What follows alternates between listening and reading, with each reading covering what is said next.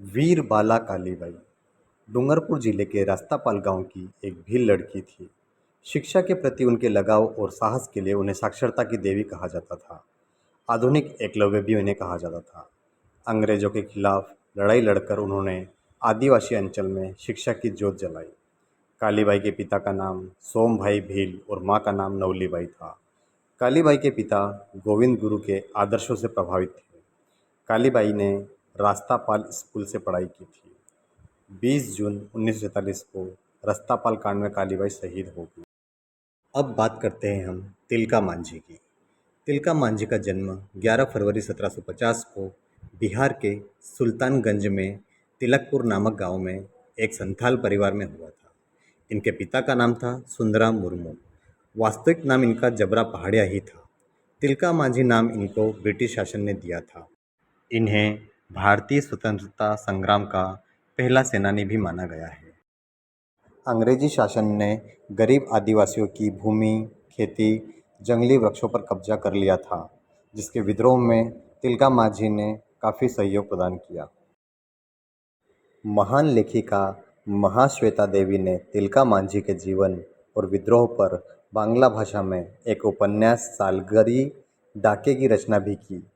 एक और हिंदी उपन्यासकार राकेश कुमार सिंह ने अपने उपन्यास फूल पहाड़िया में तिलका मांझी के संघर्ष को बताया है। 1857 की क्रांति से लगभग 80 साल पहले बिहार के जंगलों में अंग्रेजी हुकूमत के खिलाफ जंग छिड़ चुकी थी और इस जंग के नायक थे तिलका मांझी। तिलका मांझी ग्राम के प्रधान तो थे ही थे, साथ में पहाड़ा समुदाय के भी प्रधान रह चुके हैं। तिलका मांझी जयंती की शुभकामनाएं। साथ ही हम एक और क्रांतिकारी की बात करते हैं जिनका नाम है अल्लूरी सीताराम राजू।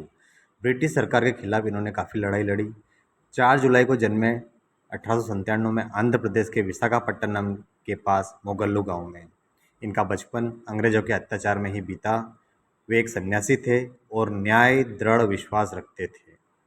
उन्होंने आदिवासी लोगों की ब्रिटिश सरकार के दमनकारी वन कानूनों और नीतियों के खिलाफ संगठित किया। स्थानीय लोग इन्हें जंगल का नायक कहते थे। श्री गंगा नारायण सिंह भूमिज विद्रोह के महानायक कहे जाते हैं। इन्होंने 1832-33 में भूमिज किसानों और जमींदारों के साथ ईस्ट इंडिया कंपनी के खिलाफ विद्रोह किया था।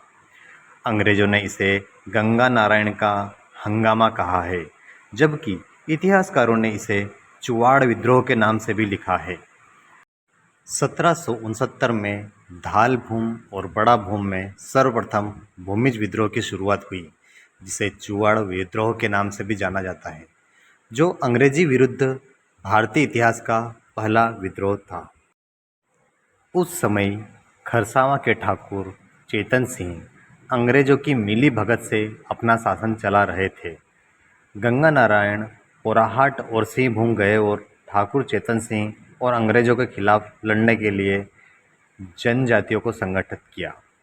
6 फरवरी 1833 को गंगा नारायण ने खरसावां के ठाकुर चेतन सिंह के हिंद शहर थाने पर कोल जनजातियों के साथ हमला किया, लेकिन दुर्भाग्यवश 7 फरवरी 1833 को अंग्रेजों के खिलाफ लड़ते हुए उनकी मृत्यु हो गई।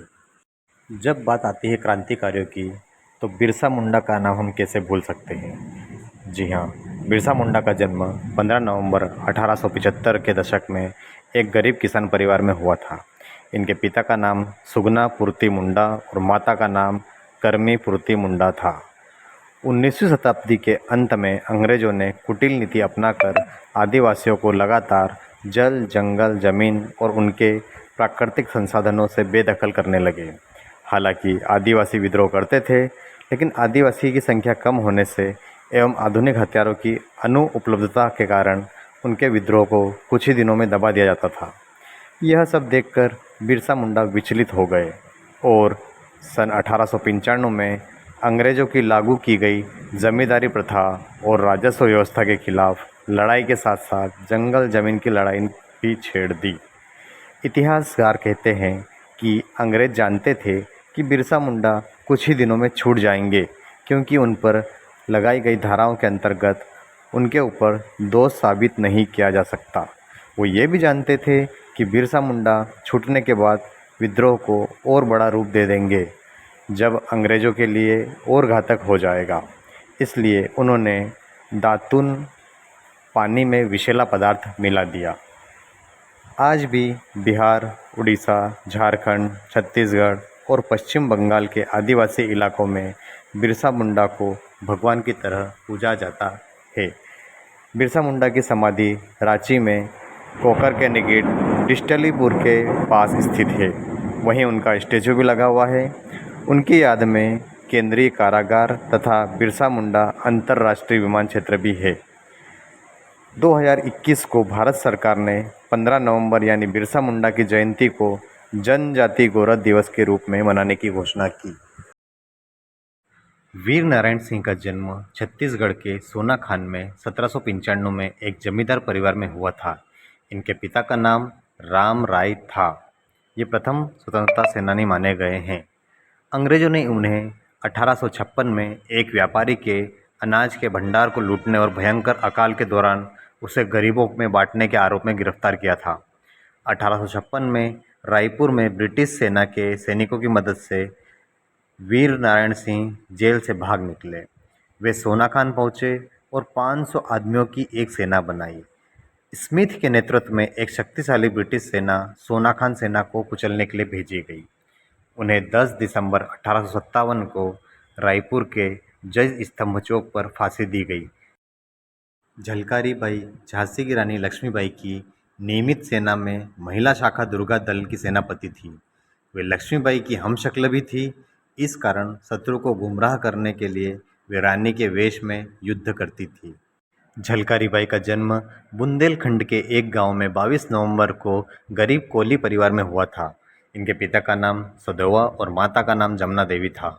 झलकारी बचपन से ही बहुत ही साहसी और दृढ़ प्रतिज्ञा वाली बालिका थी। इसके फलस्वरूप उन्होंने तेंदुए जैसे खूंखार जानवर को कुल्हाड़ी से मार दिया और रानी लक्ष्मीबाई के साथ मिलकर अंग्रेज़ों का मुकाबला किया। तो दोस्तों, PM Shri higher secondary school Ghata Billat के विद्यार्थियों द्वारा दी गई जानकारी कैसी लगी, कमेंट्स में ज़रूर बताइएगा। धन्यवाद।